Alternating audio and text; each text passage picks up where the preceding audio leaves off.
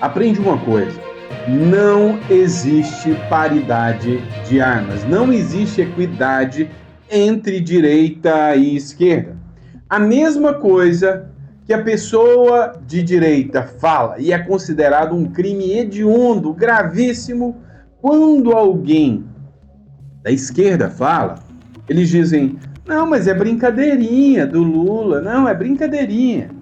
Você viu que o Bolsonaro agora, por brincar com o cabelo do amigo dele, o cara falou: não, eu não vi nada demais nisso, que é o Michael Sullivan, falou: não, o Bolsonaro falou do meu cabelo, mas isso pra mim é normal, é uma brincadeira. Pois é, mesmo assim o Bolsonaro foi condenado a pagar R$1 milhão. O Lula falou coisa muito pior. Na última agora, ele reclamou de uma pessoa negra sem dentes. Ah não, mas foi um deslize do Lula. É diferente, é totalmente diferente. E eu vou mostrar para vocês. A Júlia Zanatta acabou de entrar na mira da PGR. A Júlia Zanatta, aquela deputada de direita lá de Santa Catarina, você deve saber quem é, essa aqui.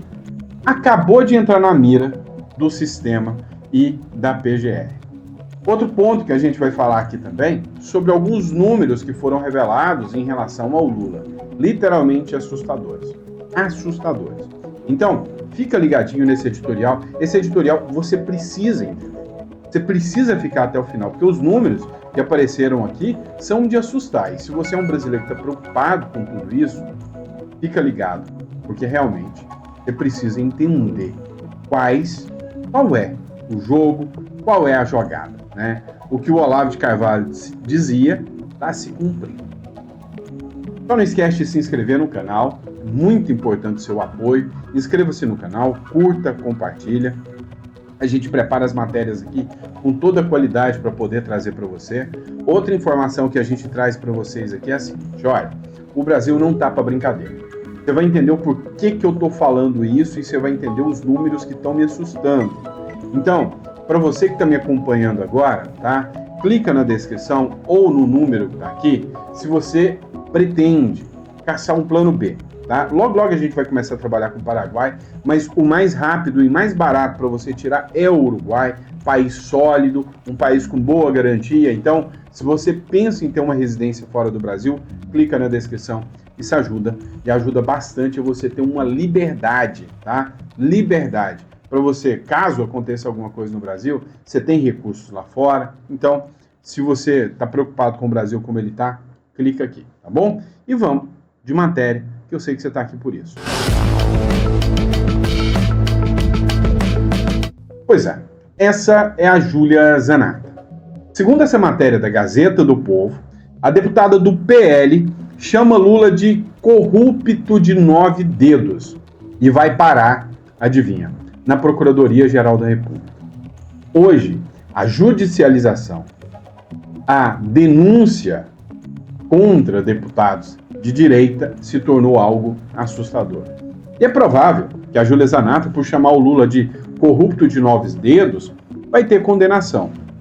Segundo essa matéria da Gazeta do Povo, a entrega de uma viatura à Polícia Civil em Criciúma, que é uma cidade linda ali de Santa Catarina, resultou em uma representação na Procuradoria-Geral da República contra a deputada federal Júlia Zanatta, que é do PL de Santa Catarina. Os deputados federais Pedro Uczai, que é do PT, e também a Ana Paula Lima, também do PT, pediram a abertura de investigações nas esferas criminal, administrativa, eleitoral e disciplinar contra a parlamentar, a Júlia Zanatta. Segundo esses parlamentares que fizeram essa denúncia contra a Júlia Zanatta, ela utilizou essa entrega das viaturas como uma forma de, se autopromover. Ela foi entregar as viaturas e aí ela postou nas suas redes sociais e ela se autopromoveu. A esquerda faz isso o tempo inteiro. Eles argumentam que isso é em desacordo com o princípio da impessoalidade, que está lá no artigo 37 da Constituição. Lá no artigo 37, a gente tem a brincadeira nossa, que é da área do direito, que é o LIMP, né? Quem já fez concurso público aí, eu já fui concurseiro, né? Procurador de Estado. Para quem já foi concurseiro aí, o LIMP é o princípio da legalidade, impessoalidade, moralidade, publicidade e eficiência. São os princípios que norteiam a administração pública. Então, O PT que mais faz isso, se autopromover, está dizendo que ela está se promovendo. De acordo com o documento que eles mandaram, o vídeo teve o nítido objetivo, né, o intuito do vídeo era enaltecer a pessoa dela, que deu o dinheiro ali perante o eleitorado, porque ela falou que o Lula é um corrupto de 9 dedos, ou seja, fazendo ataques eleitorais. Ela deveria só falar, ó, tá entregue aqui, meu papel como deputada, tchau, obrigado. Como se o PT fizesse isso. Agora, quando eu falei que eu tô assustado com os números que eles estão apresentando, não é porque eu acredito nesses números. Não vem, nossa, mas o Sandro daqui a pouco ele acredita em Papai Noel, né? Um velhinho, de barba branca, roupa vermelha, saco nas costas. Existe, tá? Só que não é bem do jeito que você imagina. Mas vamos pensar o seguinte. Disseram aqui que o Lula leva fácil, vai ganhar de todo mundo. E não é a primeira pesquisa que diz isso. A aprovação de Lula sobe para 50% e ultrapassa a desaprovação, diz pesquisa. Eu quero que você preste atenção. Uma nova pesquisa que saiu agora, né, que é a pesquisa Pulso Brasil, ela apontou que 50%, não é 1, não é 2, é 50% da população brasileira está aprovando o governo do Luiz Inácio Lula da Silva. Estão amando o governo do Luiz Inácio Lula da Silva. Você concorda com isso? Sei não, hein? Com isso, a avaliação dele, que antes estava em 48%, como positivo, não, o Lula é bom, agora é 50%. E aí, né, segundo eles, o índice de aprovação do governo federal está indo muito bem, obrigado.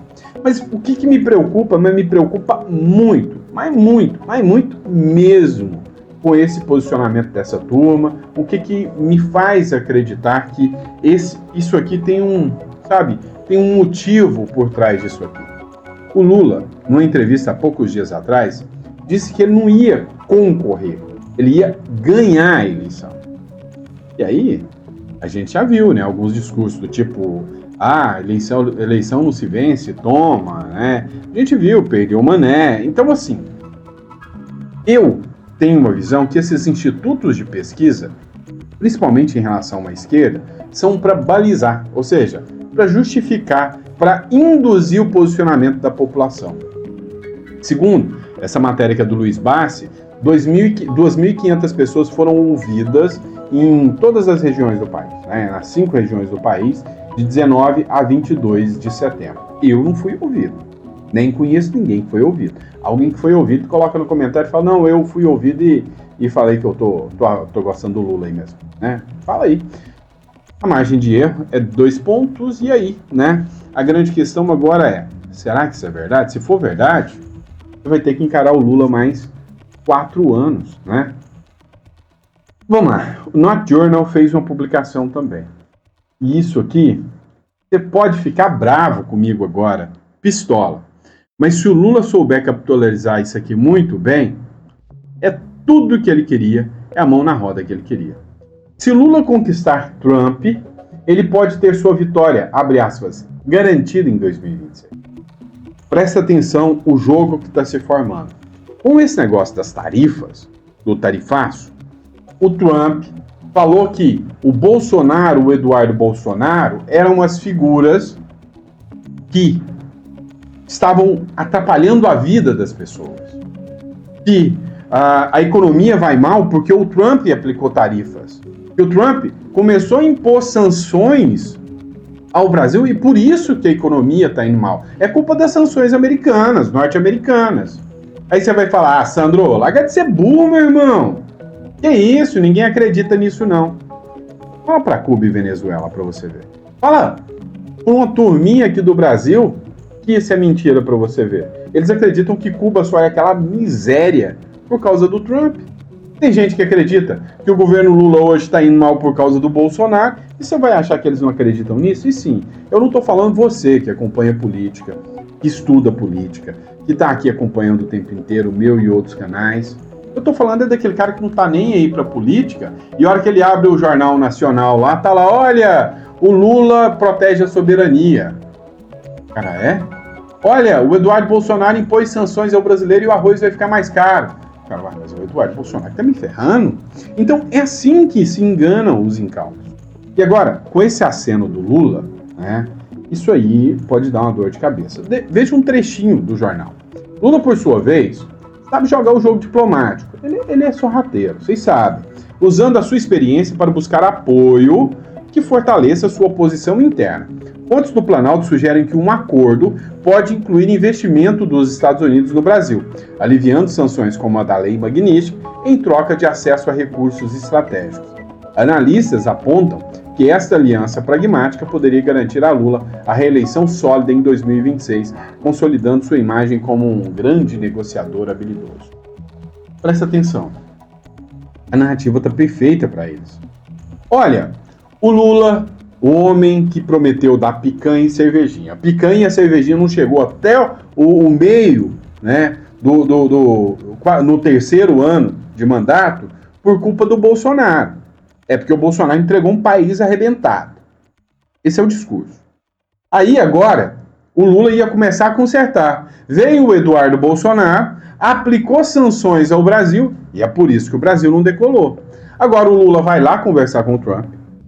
O Trump vai exigir não regulamentar as redes sociais, pelo menos por hora.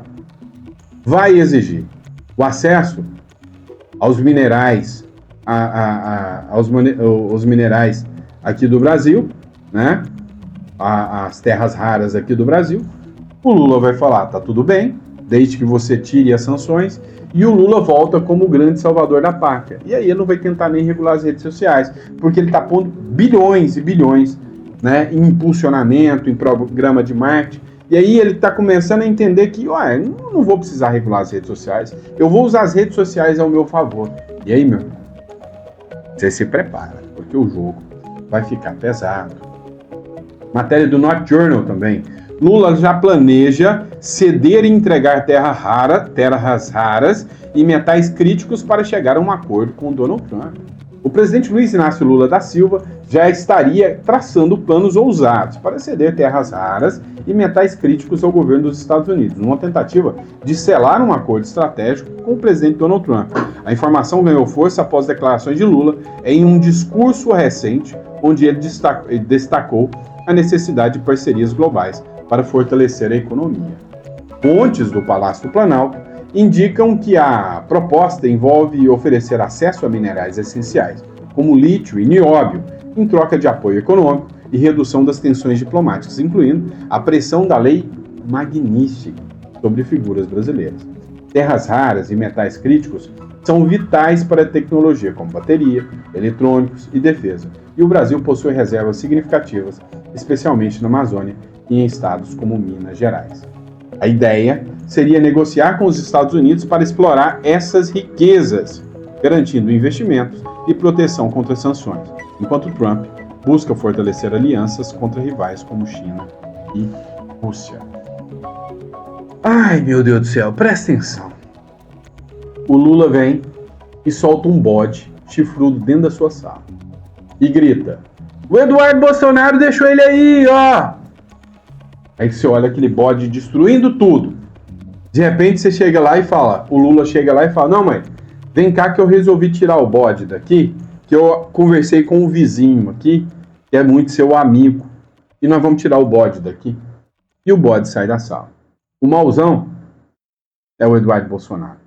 Pois é, o que eu quero explicar para vocês é que, talvez, e para analisar se isso é possível, o Trump pode ter colocado uma bela de uma armadilha mesmo, né? A gente tem que levar isso em consideração para o Eduardo Bolsonaro. Ou melhor, é um American First, né?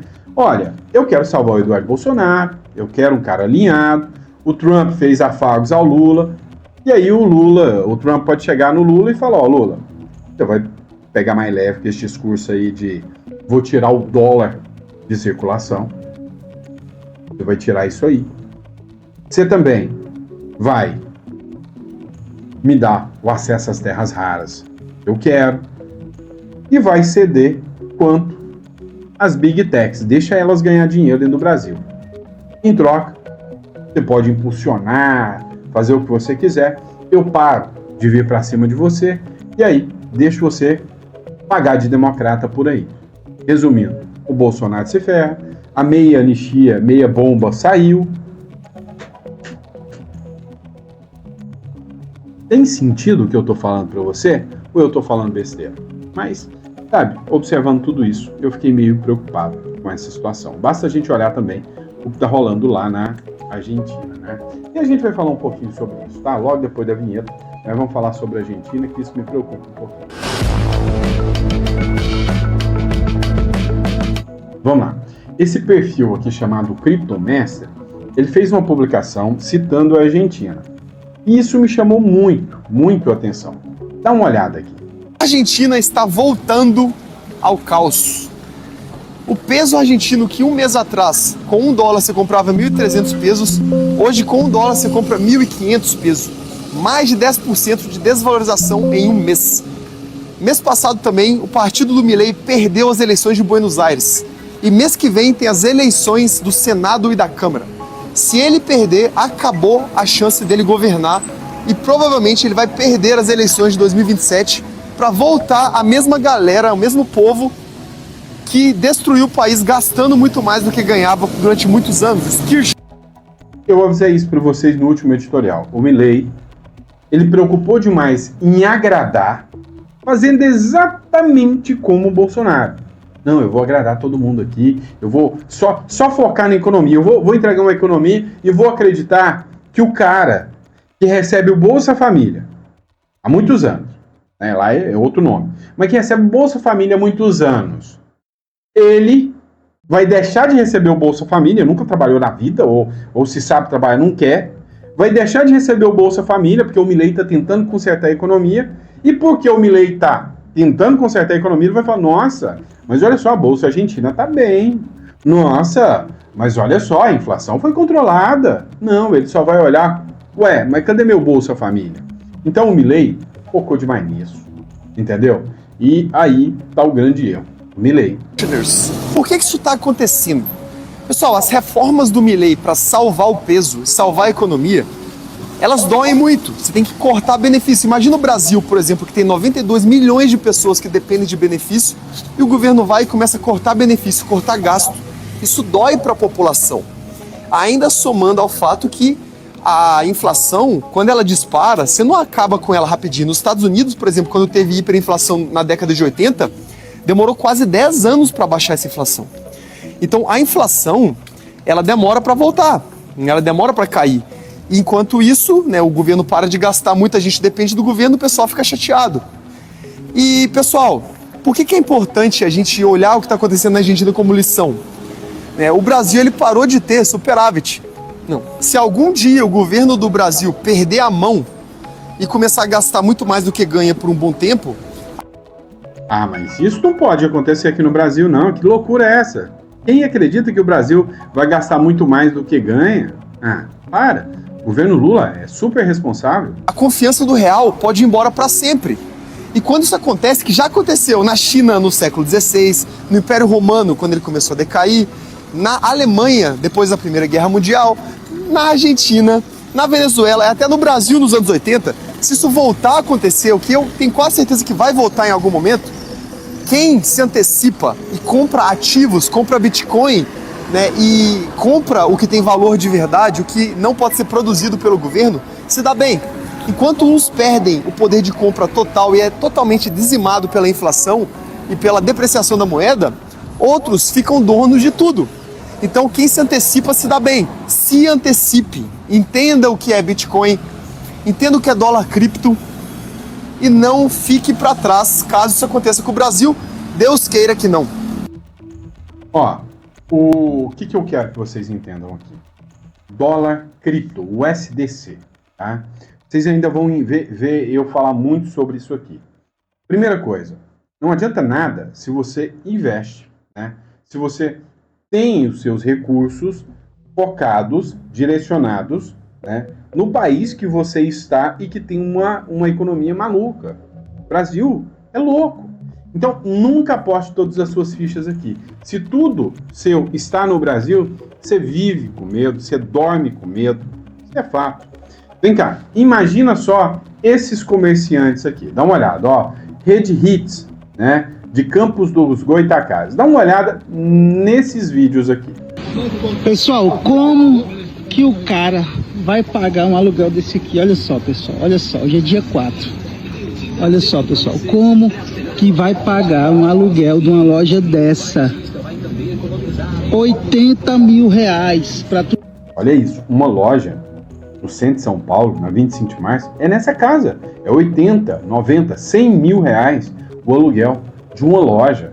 Porque o fluxo de gente é estarrecedor. Agora, olha isso. Chegar no dia 4 de setembro e a loja tá assim, vazia, pessoal. Eu tô na rua São Caetano. Agora é 11h30 da manhã, pessoal. Rua São Caetano, centro de São Paulo, Brás. Entendeu? Uma loja dessa, é porque a realidade de São Paulo é outra. O custo de vida aqui é altíssimo. Entendeu? Você não paga menos. Loja pequena aqui nessa rua aqui é 30 mil. Pequena. Loja grande é 80 mil, 100 mil. A verdade é essa. Então como é que você vai pagar um aluguel de, vamos pôr 50 mil, de 50 mil, mais 15 mil de funcionário, 65 mil, mais... Vocês viram? Parou não. Agora, o Recife. Rapaz, dói na alma, viu? Ver a Rua Imperatriz assim. Uma sexta-feira, 90% ou mais de 90% das lojas fechadas nessa rua, né? Que um dia foi uma das mais importantes aqui do comércio do Recife. E hoje se encontra assim, completamente deserta, lojas fechadas e o comércio parado, né? E várias pessoas desempregadas. É triste, é doloroso ver isso. Pois é. Olha outra aqui. Passa um pé de pessoa no centro de Aracaju. O que é isso, hein? O que é isso, hein? Eu gostaria que vocês me explicassem o que é que está acontecendo em nosso comércio em Aracaju. Tá tudo parado. Tudo parado. E tipo, a gente não sabe onde é que as coisas vão parar, né? Porque se for depender do comércio mesmo em si, Aracaju, do cliente que vai passar em minha porta, eu não tenho um cliente que passa em minha porta, eu tenho um cliente do Instagram. Agora pode dizer cliente que passa na porta, macho velho, então não, o comércio tá parado de verdade, viu? Tem que respeitar. Pessoal, Rua Henrique Dias, olha pra isso. Sábado, 10 da manhã. Olha a Rua Henrique Dias como tá vazio, pessoal. Olha a cara do chinês ali, ó. Triste da vida. Porque não tem movimento, galera. Não tem. O Brás tá quebrado, o Brasil tá quebrado. Acabou, lojas vazias no Brás aqui, ó. Isso aqui, pessoal, não passa gente dia de sábado. Não passa gente, pessoal. Não tem cliente. As lojas estão vazias. Olha lá aquela loja lá. Vazia, pessoal. Lojas que era espera de espera de 3 horas, 2 horas para ser atendido na loja dessa, hoje não tem os atendentes. E aí eu te pergunto, tem como um Brasil desse dar certo? Aí é você que me responde, né? É você que me responde. Vamos lá, pessoal. Vencedor das eleições de 2026 indicará pelo menos 3 nomes ao STF. Pois é, tem pressão do Donald Trump, tem muita coisa acontecendo, mas ninguém soltou o osso, né? Agora, ano que vem, 3 figuras vão sair do STF. E quem ganhar a eleição em 2026 tem uma boa chance de mudar a regra do jogo. Afinal, vai sair Luiz Fux, vai sair a Carmen Lúcia e vai sair o Gilmar Mendes. Esse que, para mim, né, é uma das figuras mais poderosas do Supremo Tribunal Federal.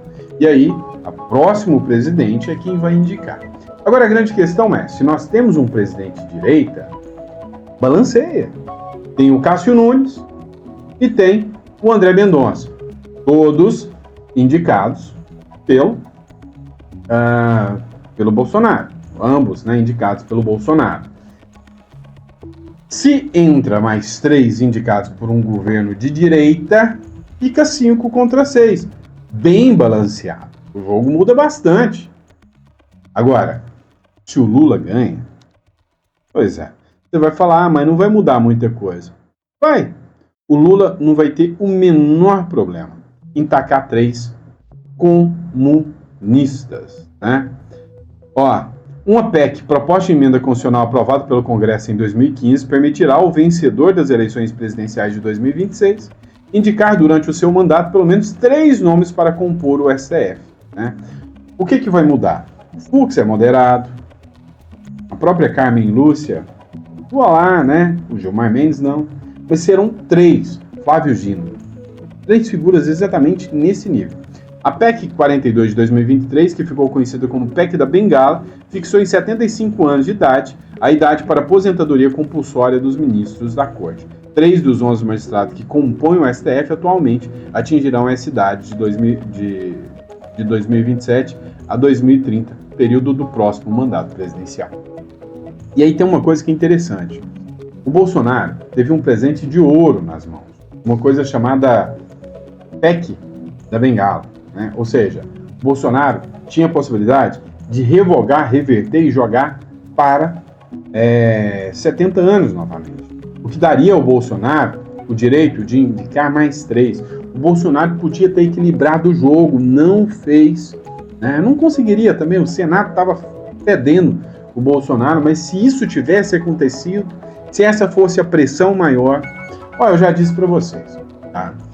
A Benedita da Silva, que é petista, ela tinha um projeto para aumentar, e talvez você podia até achar ruim, mas aumentar o número de ministros do STF de 11 para 21.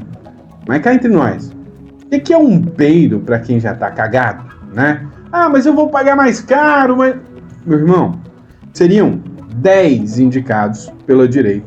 Você não ia estar passando o que você está passando, né? Vamos lá, e os impostos? Prepara. O Major Meca fez uma publicação aqui na Globo News, tá? Controle total. O governo Lula prepara super sistema para agilizar a cobrança dos seus impostos. Dá uma olhada nisso. O governo federal prepara um super sistema sem precedentes no mundo para operacionalizar o pagamento de impostos. Os detalhes estão no G1, e a gente tem aqui no telão, inclusive, que é uma plataforma tecnológica que vai tratar dos futuros tributos sobre o consumo que são previstos na reforma tributária, que foi aprovada pelo Congresso. E aí esse sistema vai ser 150 vezes maior que o do Pix. Hoje o projeto piloto está em fase de testes com cerca de 500 empresas, e um dos módulos dessa plataforma vai permitir que o valor dos impostos seja direcionado em tempo real para a União, para os estados, para os municípios, reduzindo a sonegação. E esse sistema também vai possibilitar o ressarcimento de créditos tributários que são usados ao longo da cadeia de produção, o que é justamente um dos pilares da reforma, e os detalhes estão no G1. Resumindo, meu irmão, ano que vem você vai ser sangrado. Aí vai ser sangrado, assim, ó, igual aqueles porquinhos que eles vão sangrando ele, assim, sabe? Já foi na roça? É o que vai acontecer com você, meu. Tá? Pode esperar. Vamos lá, para encerrar aqui, vamos colocar a seguinte publicação aqui, ó. Tem 2 pautas que eu quero falar com vocês. A primeira delas é do Eduardo Bolsonaro, né? Bolsonaro mostra insatisfação com ações do Eduardo e manda recado para o filho. O Jair Bolsonaro externou a aliados que o visitaram recentemente sua insatisfação com as manifestações públicas do Eduardo Bolsonaro.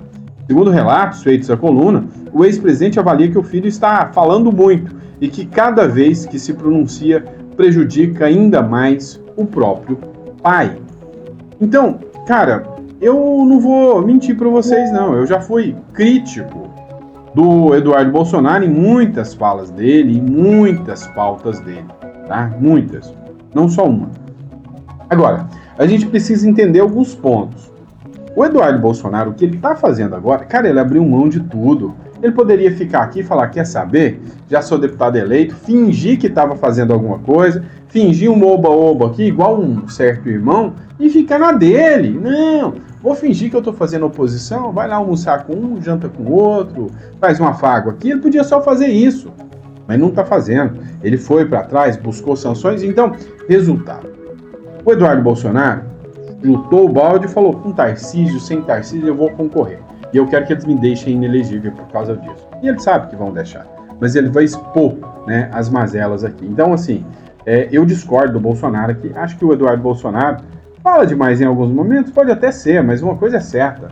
O cara, o que ele está passando, o que ele está atravessando, o que ele está enfrentando agora, sinceramente, acho que a popularidade dele diante dos apoiadores do Bolsonaro só cresceu. Estou errado? Estou falando besteira? Coloca no comentário que eu quero saber, tá? E aí, só para encerrar isso aqui, o plano da turma de mandar o Bolsonaro para Papuda acabou indo pelo ralo, pelo que eu entendi.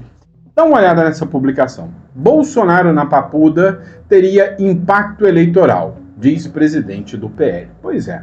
Olha só, o presidente do PL, o Valdemar da Costa Neto, diz que não acredita de forma alguma que o Jair Bolsonaro vá para a Papuda, que o STF possa enviar ele para Papuda, não.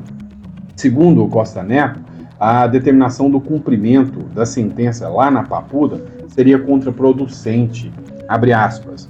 Não vão colocá-lo em cadeia nenhuma, porque se colocarem o Bolsonaro numa prisão, ele vai para 55% dos votos, de intenção de voto. É a vida, avaliou Valdemar em entrevista à coluna do Paulo Capelli. Eu quero que você entenda o seguinte, são 2 pontos aqui que o STF já está recuando, né? O presidente do PL sustentou ainda que os ministros do STF já teriam feito esse cálculo. Sim. Saúde de Jair Bolsonaro vira assunto no STF e torna a Papuda improvável. A saúde de Jair Bolsonaro virou assunto entre ministros do STF. A preocupação maior não é com o recém-descoberto câncer de pele, mas com o quadro na região abdominal, considerada delicada por médicos especialistas que atendem. Inclusive, até os servidores do STF sabem que se o Bolsonaro for para Papuda, ele vai morrer. É inevitável. Inicialmente, o Supremo era sonho de vida do Alexandre de Moraes se vingar do Bolsonaro e enviar o Bolsonaro para uma cela especial lá no presídio da Papuda. Mas ele não teria nenhum privilégio como ex-presidente, nem nada disso. E aí ele ia sofrer, né, amargamente lá, que é o que ele sempre quis.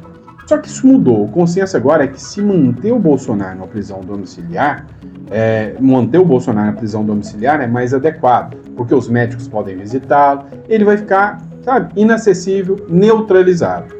Se o Bolsonaro vai para a Papuda e morre lá, o povo pode se revoltar contra os ministros do STF. Imagina, mesmo sabendo que o Bolsonaro está numa situação de saúde bem prejudicada, de repente, os ministros mandam ele para a Papuda e ele morre lá dentro. O povo vai se revoltar. Esse é o primeiro passo. A questão eleitoral vai ter uma nova conotação. E aí, você não pode esquecer que no futuro, esses processos podem ser revistos. E aí, com a morte de Bolsonaro nas costas, meu amigo, a situação dos ministros do STF pode ficar incalculável. E também tem a questão do Donald Trump.